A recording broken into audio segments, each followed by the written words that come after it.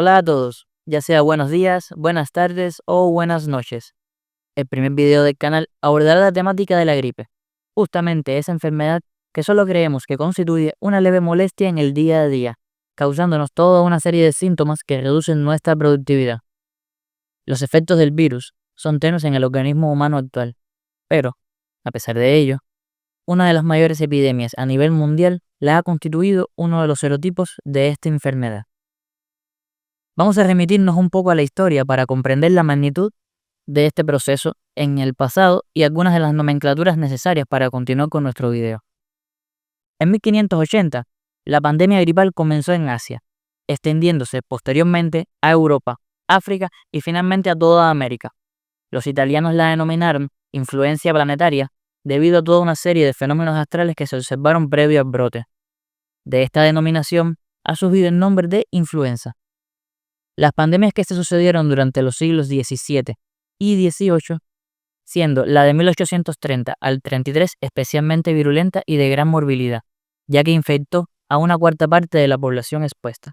Pero la más letal conocida fue la gran pandemia de 1918, virus A, subtipo H1N1. Comencemos ahora con lo que previamente habíamos comentado, las nomenclaturas. Cuando hablamos de subtipos, nos referimos a las variaciones de una cepa vírica, una mutación de alguna de sus características. Tomemos como ejemplo la cepa del H1N1. Las letras representan proteínas propias de la función del virus, siendo la H, hematoglutina, y la N, neuraminidasa.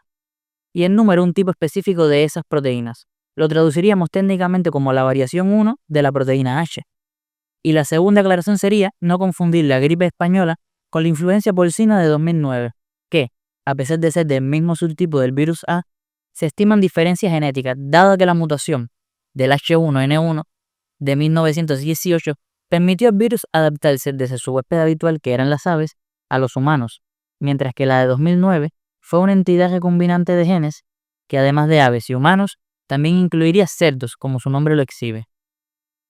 Continuando con nuestro relato original, la gripe española se presentó en dos oleadas, desde la primavera de 1918 y durante el otoño de 1919, así denominada porque en España la ocurrencia de la enfermedad fue ampliamente publicitada, lo cual no ocurría con el resto de las naciones, dada la censura imperante durante el período de la Primera Guerra Mundial, en el cual se encontraban inmersas todas las demás naciones durante esos años.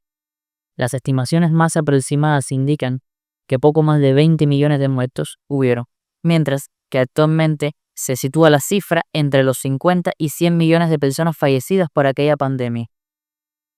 Dicho evento ha sido descrito como el mayor holocausto médico de la historia. Causó al menos tantos muertos como la peste negra.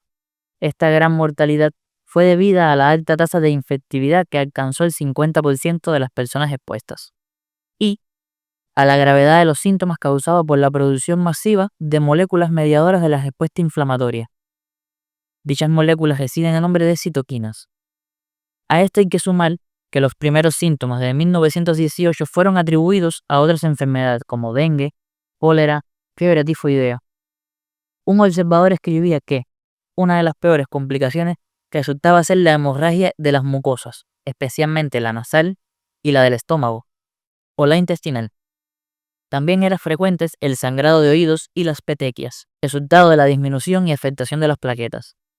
La mayor parte de las muertes ocurrieron por neumonía bacteriana, una infección secundaria provocada por la gripe. Pero el virus también mató, directamente, a consecuencia de las hemorragias masivas y el edema pulmonar, una acumulación de líquido en los tejidos debido a la presión arterial. Las pandemias posteriores de gripe, la asiática, tipo A, subtipo H2N2, y la de 1968, subtipo H3N2, no han sido tan devastadoras, pero también provocaron millones de defunciones en sus procesos. En estas últimas, la disponibilidad de antibióticos fue eficaz en el control de las infecciones oportunistas, y esto ayudó a reducir la tasa de mortalidad con respecto a la de la gran pandemia del 18. Tras un poco de historia, para comprender importantes detalles como el significado de los nombres de las cepas y algunos de los síntomas más importantes, retornemos al presente.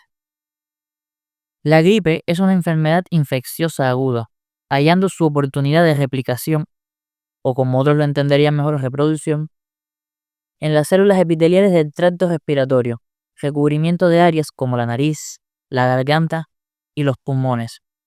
Suelen aparecer en brotes u oleadas varias a lo largo de cada invierno y es una enfermedad de distribución mundial, aunque habitualmente se trata de una enfermedad autolimitada y leve, puede adquirir mayor gravedad y ser incluso mortal en pacientes ancianos o con enfermedades crónicas del tipo respiratorio, cardíacas u otras. Existen varios tipos de virus de la gripe, siendo los más comunes la influencia A, B y C. El tipo A es un subtipo de esta variante. El virus de la gripe es conocido por su alta tasa de mutación, las cuales pueden ocurrir de manera regular, permitiendo al virus evadir la inmunidad previa. Tras visitar a nuestro organismo, vamos a introducir ahora dos nuevos conceptos antes de continuar. Anticipo antigénico. Cuando el virus sufre mutaciones pequeñas, como en la hematoglutina o la neuraminidasa, la H y la N de la que tanto hemos hablado, que son las proteínas mediante las cuales el virus logra su adhesión a las células huéspedes, causando los brotes estacionales.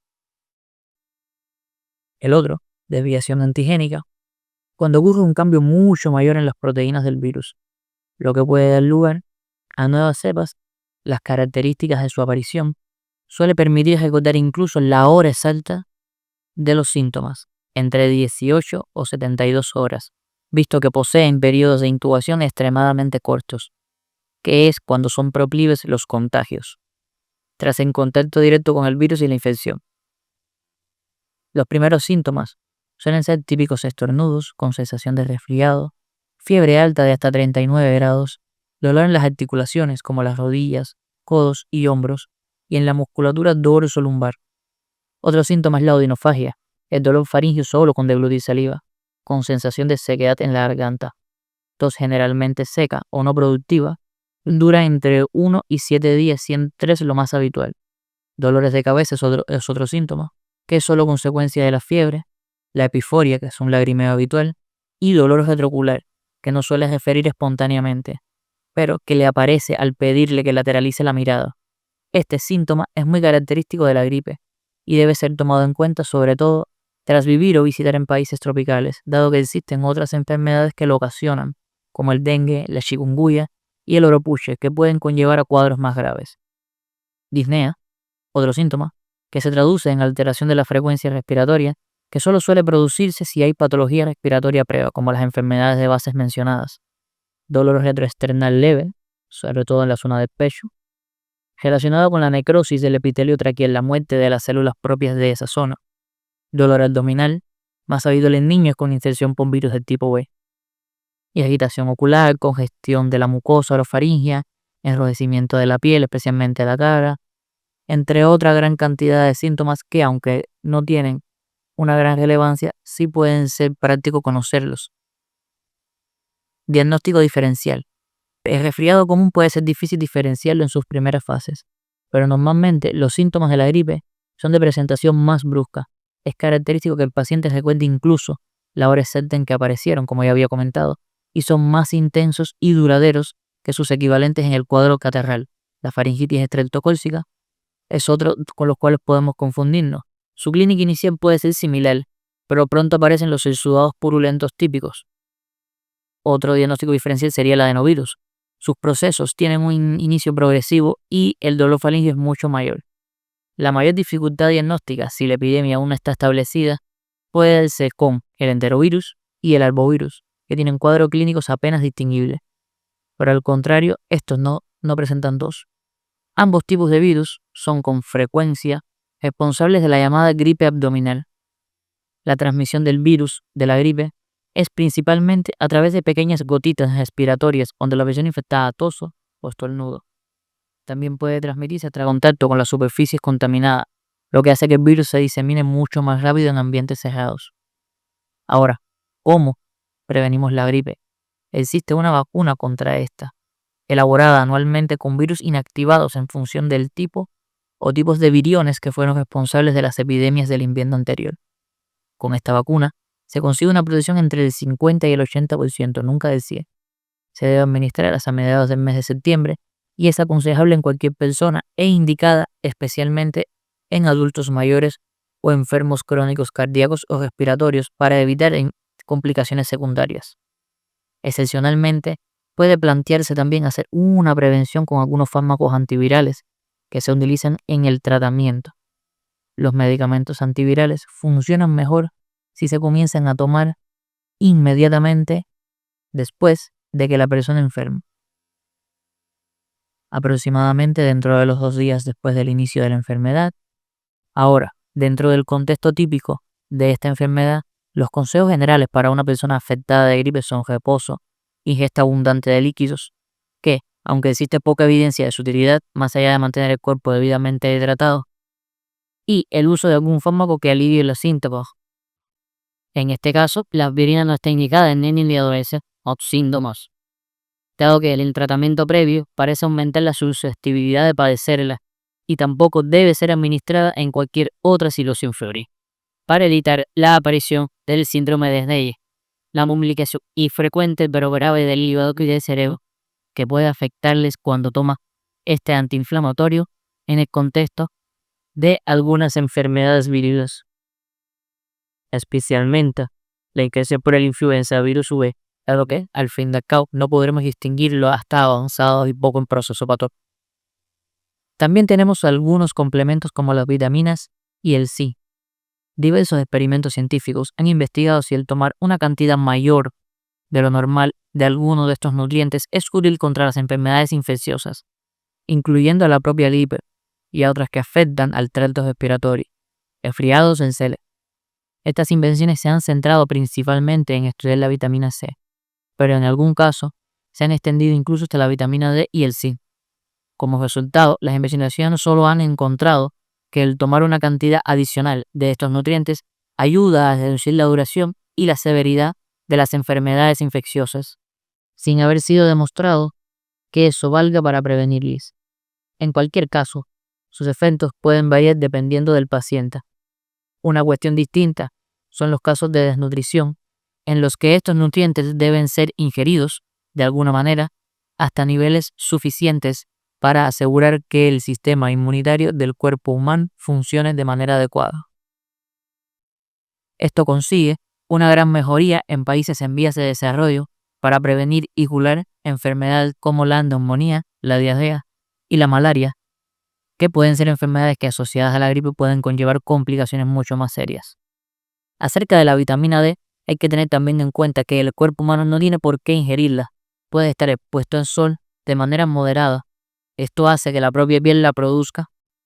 Si es ingerida en suplementos, hay que llevar un poco más de cuidado, pues al ser únicamente soluble en grasa y no en agua, puede acumularse y dificultarse su excreción y provocar intoxicación en dosis altas. Dado que la gripe es una infección vírica, los antibióticos no mejoran el cuadro, salvo que se prescriban por la aparición de una infección bacteriana secundaria, situación en la que suelen ser útil la tinción de Gram y un antibiograma, que son métodos y pruebas a elegir por el médico. No se deben administrar con fines profilácticos los antibióticos, a menos que la relación riesgo-beneficio lo justifique, como en el caso de pacientes con patologías de base. Además de su posible inutilidad, el uso inapropiado de estos tratamientos puede favorecer la selección de cepas microbianas multiresistentes.